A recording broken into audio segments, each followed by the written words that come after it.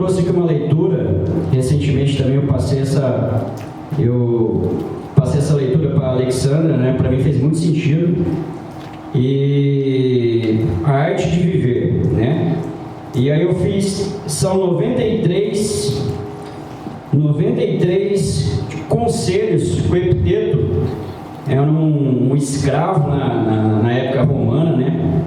E embora vivesse em condições muito difíceis, ele conseguia ser feliz, né? Então eu trouxe duas leituras. Dos 93 conselhos, eu queria fazer duas leituras desses dois conselhos, né? A primeira, só um segundo.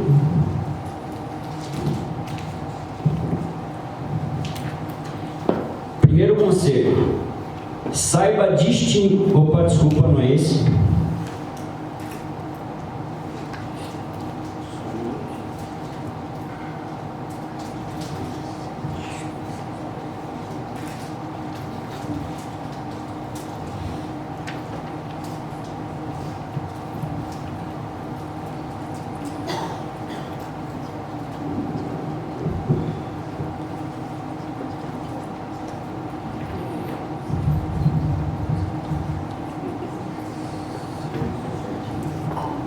Estava errado aqui o livro, me burlou aqui. Saiba distinguir entre o que você pode controlar e o que você não pode. Basicamente, o estoicismo é quase que um resumo isso. A felicidade e a liberdade começam com a clara compreensão de um princípio. Algumas coisas estão sob o nosso controle e outras não. Só depois de aceitar essa regra fundamental e aprender a distinguir entre o que podemos e o que não podemos controlar, é que a tranquilidade interior e a eficácia exterior tornam-se possíveis. Sob o nosso controle estão as nossas opiniões, aspirações, nossos desejos e as coisas que causam repulsa ou nos desagradam. Essas áreas são justificadamente da nossa conta porque estão sujeitas à nossa influência direta. Temos sempre a possibilidade de escolha quando se trata do conteúdo e da natureza de nossa vida interior. Fora de nosso controle, entretanto, estão coisas como o tipo de corpo que temos, se nascemos ricos ou se tiramos a sorte grande e enriquecemos de repente, a maneira como somos vistos pelos outros ou qual é a nossa posição na sociedade. Devemos lembrar que essas coisas são externas e, portanto, não dependem de nós. Tentar controlar ou mudar o que não podemos só resulta em aflição e angústia. Lembre-se, as coisas sob o nosso poder estão naturalmente à nossa disposição. Livre-se de qualquer restrição ou impedimento. As que não estão, porém, são frágeis, sujeitas à dependência ou determinadas pelos caprichos ou ações dos outros. Lembre-se também do seguinte: se você achar que tem domínio total sobre coisas que estão naturalmente fora de seu controle, ou se tentar assumir as questões de outros como se fossem suas, sua busca será distorcida e você se tornará uma pessoa frustrada, ansiosa e com tendência a criticar os outros. E mais uma leitura que eu queria fazer para vocês, mais um conselho do Epiteto, só um minuto.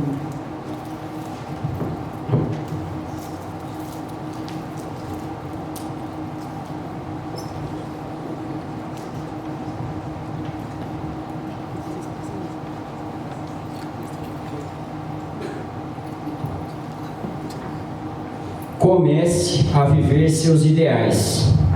Chegou o momento de encarar com seriedade a questão de viver de acordo com seus ideais. Uma vez tendo determinado quais são os princípios espirituais que você quer seguir à risca, submeta-se a esses princípios como se fossem leis, como se fosse de fato um pecado infringi-los. Não faça caso se os outros não partilharem suas convicções. Por quanto tempo ainda você pode adiar o projeto de se tornar quem você realmente quer ser? O lado melhor de seu caráter não pode mais esperar. Ponha seus princípios em prática agora. Chega de desculpas e adiantamentos. Você não é mais uma criança. Quanto mais cedo se dedicar a seu programa espiritual, mais feliz será. Quanto mais você esperar, mais vulnerável à mediocridade, mais sentirá vergonha e arrependimento, porque sabe que é capaz de fazer melhor. Desse minuto em diante, jure que vai parar de decepcionar-se. Desligue-se do resto da multidão. Decida ser uma pessoa extraordinária e faça o que for preciso para isso, agora. Então, basicamente, o que está no seu controle, né, diário, é o que você vai focar. E essa segunda linha de raciocínio é colocar em prática o que você vê como seu ideal, né? Inclusive eu tenho uma frase que eu levo para mim, né? O ideal como motivação, o otimismo como rotina e a dedicação como companheiro, né? Fiz até essa tatuagem no braço, porque se você tem um ideal e você está negligenciando, você está de alguma forma postergando, procrastinando, você está lutando contra você mesmo, né? Então, é isso, mestre. Flavio, aproveitando, pertinente à leitura sua, citou aí sobre ideal e espiritualidade, né? Compartilha com a gente, Flavio. Normalmente a gente não vence o ambiente, não tem como blindar a mente, mas a gente consegue proteger a mente, quando dentro de nós está claro que a gente, né, quando existe a convicção. Como que você pratica o exercício, Flavio, entre o ambiente empresarial, que envolve o propósito, no caso nosso da fábrica, com o ambiente que você já convive no trabalho, um ambiente militar? Pode ser que em algum momento, ou em algumas vezes, para você, houve um dilema, né? Pelo conflito de ideais que existe entre o Flávio, empresário, e o Flávio militar, sendo influenciado pela instituição. Como que você pratica esse exercício diário? Queria, inclusive, agradecer a presença aqui, né? Carlão, um camarada que eu conheci recentemente, lá em Itu, que nos trouxe até aqui, possibilitou a gente estar aqui presente. Obrigado, Carlão. E obrigado, meus companheiros de farda aqui, Felipe e Vitor, namorada do Felipe, Bruna. Obrigado pela presença em especial, né? Para mim, mestre, o que é um desafio diário, na verdade. Por um grande período da minha vida, assim como eu acho 100% das pessoas que estão aqui, talvez você um pouco mais diferente, não, na verdade não, né? Na verdade trilhou um caminho de estudar, se capacitar, e alguns, eu acho que a maioria só enxerga dois caminhos, de repente. Ou estudar para concurso, 3 caminhos, ou mercado tradicional, e teria um terceiro que é empreender, né? Então eu estava trilhando um caminho que, influenciado pelos meus 2 irmãos, são 2 concurseiros, um é militar também, o outro é advogado, né? E aí eu fui trilhar o caminho dos 2. Eu sou militar e fui fazer faculdade de Direito para continuar sendo concursado. E qual que é o grande desafio? Quando você está num ambiente de pessoas concursadas, você convive num ambiente de estagnação, do meu ponto de vista hoje. Porque ela já conquistou o que ela queria, e aí ela entra num ambiente de não ter mais crescimento, e aí ela entra num caminho de reclamar, de ser ingrata, né? Sem perspectiva, né? Sem perspectiva, exatamente. A minha perspectiva seria um desenvolvimento esperar, né? Então o concurseiro, ele tem esse caminho. Então a minha rotina diária não acredito muito na mente blindada, acredito muito o Joel J fala isso, né? De você ter uma mente imune. Então você se capacitar tem muito a ver com como você acorda. Então o Coffee Sharks, quando eu não consigo participar, o dia já começa diferente. Para você exercitar constância de propósito. O que eu vim fazer aqui na Terra? Hoje eu tenho um propósito. Eu acredito que essa ferramenta ela me transformou. Então, como o Marião falou no vídeo, né? Seria errado da nossa parte não levar essa informação adiante. Então, o meu dia a dia, mestre, é levar as pessoas que estão no momento delas, por algum motivo insatisfeitas, essa ferramenta de transformação financeira, intelectual, social. E então, no dia a dia é um grande desafio, porque as pessoas acham que o militar é disciplinado. No meu ponto de vista, não tem nada a ver, né?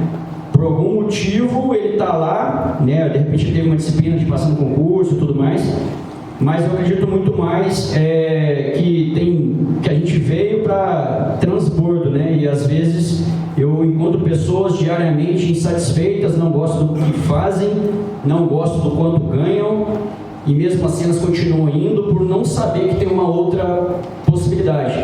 Ela já está concursada, o outro mundo, que seria empreender, para ela talvez é muito distante por N motivos. E aí é o nosso papel mostrar que tem um caminho, tem uma ferramenta bastante curiosa, inclusive, porque é invisível, as pessoas não enxergam, mas é uma ferramenta que a maioria não sabe do que realmente se trata. Às vezes a pessoa que está fazendo um negócio, está dentro do marketing de rede, não sabe, imagina quem está fora. Então, mestre, o meu grande desafio é sentir as pessoas e mostrar para elas como se fosse uma luz mesmo, sem nenhum tipo de arrogância, né? A gente não é dono da verdade, mas eu acredito muito nessa ferramenta como transformação de vidas, e eu falei isso algumas vezes. Hoje minha vida tem um propósito maior, né, de fazer isso também pelo financeiro, claro, mas de levar essa mensagem. E como você me falou recentemente, né, daqui 10 anos, como é que vai estar tudo isso? Eu imagino que eu não consegui viver isso 5 anos ininterruptos, porque eu infelizmente tive que cessar no meio do caminho. Imagina 5 anos, 10 anos ininterruptos, a transformação pessoal e o tanto que a gente pode contribuir com outras pessoas, né? Seria isso mesmo. Salva de palmas.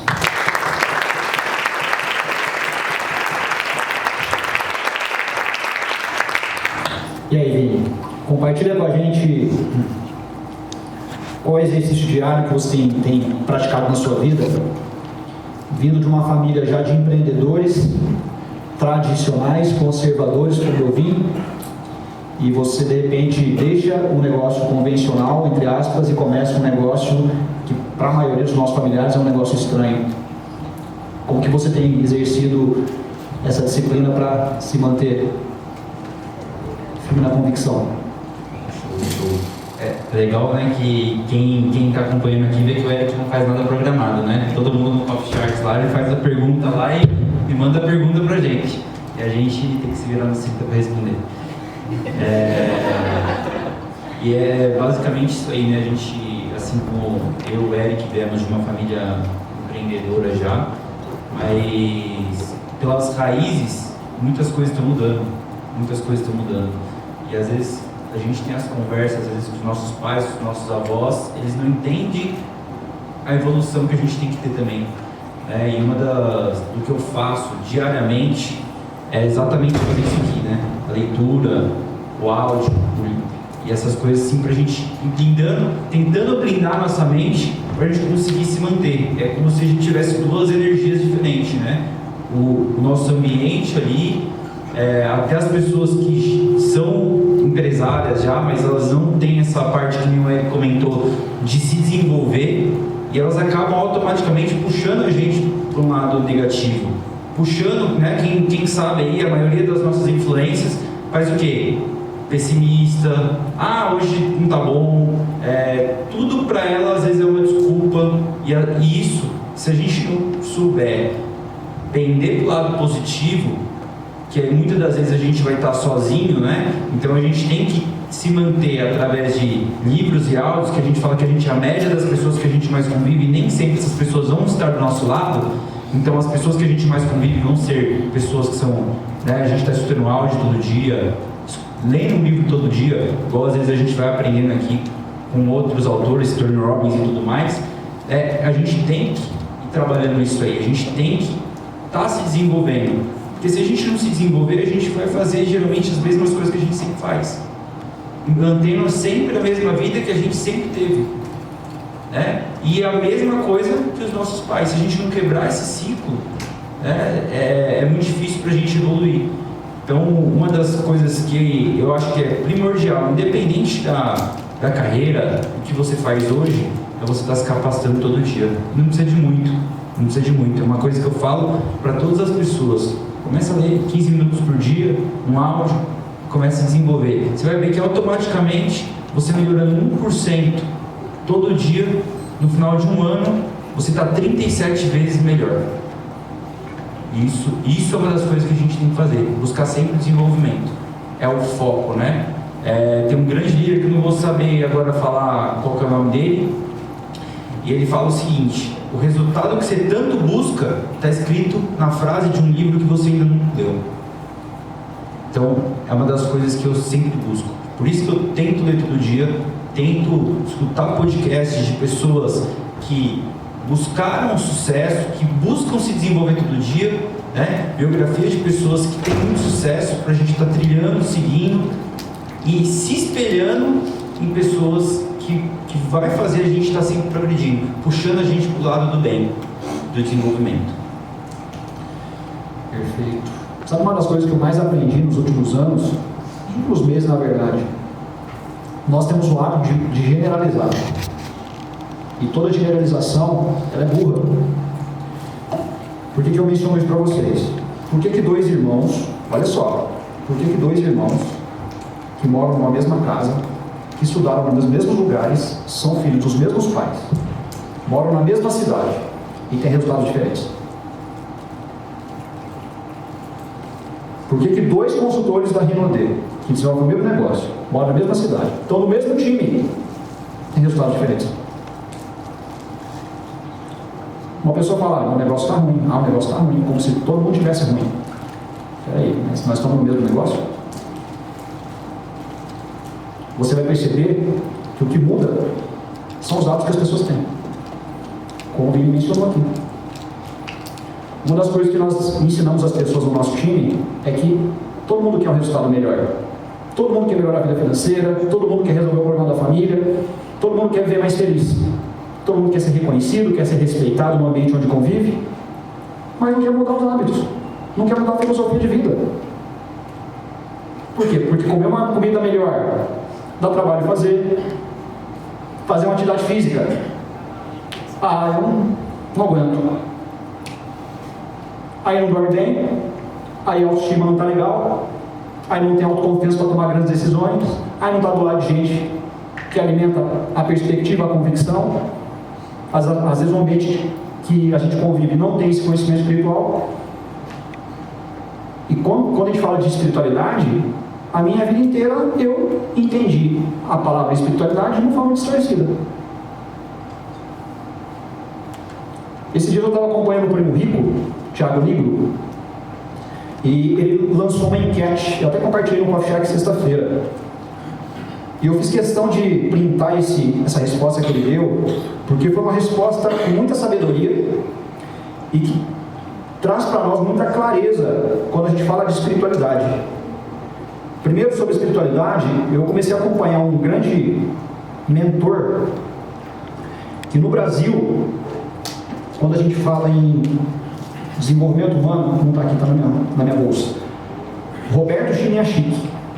É um médico brasileiro que há mais de 40 anos ele desenvolve pessoas. Ele é especialista em desenvolvimento humano. Uma das entrevistas que o Chiniachik deu no podcast, ele falou o seguinte: quando você vai atender uma pessoa que tem alguns problemas emocionais e você não se posiciona frente a essa pessoa que ela deve ter mais conhecimento a nível espiritual, essa pessoa talvez ela não resolva, ela não consiga as curas emocionais. O Chiniachik ele fala o seguinte, que emoção, sentimentos, a gente não tem controle de quando eles vêm. A gente não tem controle. A gente começa a compreendê-los. E o que domina, muitas vezes, as emoções, é o que está num nível superior, que é a espiritualidade, que é a nossa parte mais pura. E o Thiago Nigro, ele respondeu essa enquete com muita sabedoria para tornar isso mais claro para o nosso entendimento, para a nossa consciência. Eu acredito que quando a gente fala de espiritualidade, é você exercer o nível de consciência. Nível de consciência. Peraí, eu estou com um problema aqui. Peraí, como é que eu construí esse problema? Como é que eu tive a capacidade de criar esse problema? Eu tenho que mapear esse problema. Como é que foi construído ele? Tem que trabalhar na raiz. Eu tenho que mudar a raiz dele. Assim como uma pessoa de sucesso, como o Thiago vai vir aqui daqui a pouquinho, olha a história do Thiago Lobiano, mapeia. Pega tudo que ele fez, os hábitos dele, a sequência de atitude, de atividade. Modela. Então eu acredito que a espiritualidade nos ensina a desenvolver a consciência. Usar realmente a nossa inteligência. Porque a gente não usa isso aqui da forma como deveria usar. As pessoas que estão do seu lado estão te criticando o tempo inteiro são as pessoas que têm ausência desse conhecimento. Uma pessoa que só te aponta o dedo, ela na verdade não está te apontando o dedo, ela está apontando o dedo para ela mesma. Porque ela está querendo se esconder. O que ela te aponta é porque está faltando nela. E ela não percebe.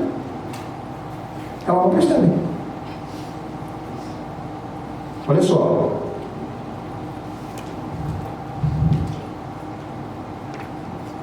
Encontrei.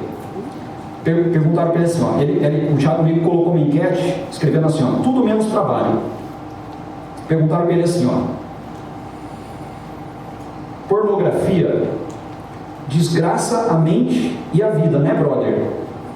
Tira toda a ideia da cabeça. Ele respondeu assim, ou você alimenta a carne, ou você alimenta o espírito. O que ele quis dizer aqui? O nível espiritual que comanda, e a carne é o nível emocional. Prazer imediato. Mas não se esqueça, 2 pontos. Os desejos da carne são contrários ao desejo do espírito. Carne, 2 pontos. Imoralidade sexual, impureza e libertinagem. Idolatria e feitiçaria. Ódio, discórdia, ciúmes, ira, egoísmo, dissensões, facções e inveja. Embriaguez, orgias e coisas semelhantes. Ele coloca abaixo. Espírito, 2 pontos. Amor, alegria, paz, paciência, amabilidade, bondade, fidelidade, mansidão e domínio próprio. Ou seja, princípios. Então, a espiritualidade nos ensina a ter conhecimento dos princípios e exercer os princípios. Porque eles são os que evitam os problemas, principalmente em relação com as pessoas. Mas a gente melhora a relação interior. Porque a gente pode, porque no fundo, a gente sabe o que é certo e errado. E se você faz algo inadequado, sabendo que é inadequado, o prazer é imediato. Mas lá, daqui a um tempinho, quando você estiver sozinho no quarto, o seu inconsciente vai te apontar o dedo. Ó, ninguém precisa enxergar, ninguém precisa te cobrar. Só que esse íntimo seu te apontando, ele te cobrando, te acusando, fere a construção do seu caráter, a sua autoimagem. E quando há disfunção na autoimagem, você não visualiza o porquê que você está aqui.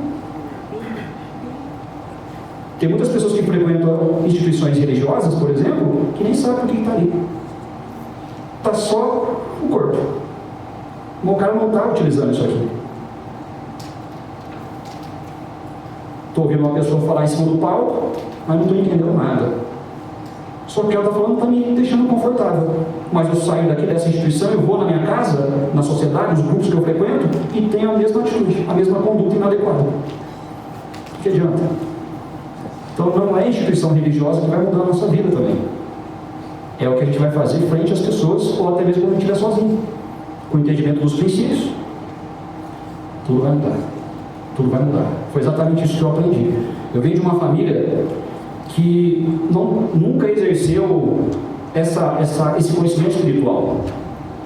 Meus pais nunca me estimularam a buscar esse conhecimento. E eu, hoje olhando a minha história, muitas coisas que minha vida não deu certo é porque eu quebrei princípios. Eu vivia trabalhando para mudar a vida dos meus pais e não respeitava meu pai. Não honrava meu pai. Eu queria bater de frente com ele por quê? Vaidade, orgulho, ego. Pode olhar nos princípios bíblicos. o que fala sobre orgulho. É um dos principais causadores de problemas que nós temos. Napoleão Hill, na abertura do livro dele, Quem Pensa Enriquece. Esse livro aqui ele foi escrito há décadas. Há décadas.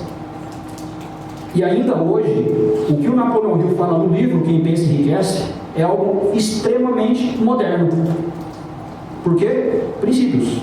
Ele fala no começo do livro, olha só isso, entre aspas: o desleixo em alargar a visão manteve muita gente fazendo a mesma coisa a vida inteira. Tem uma parte aqui do livro, um capítulo, que ele fala sobre o poder do mastermind.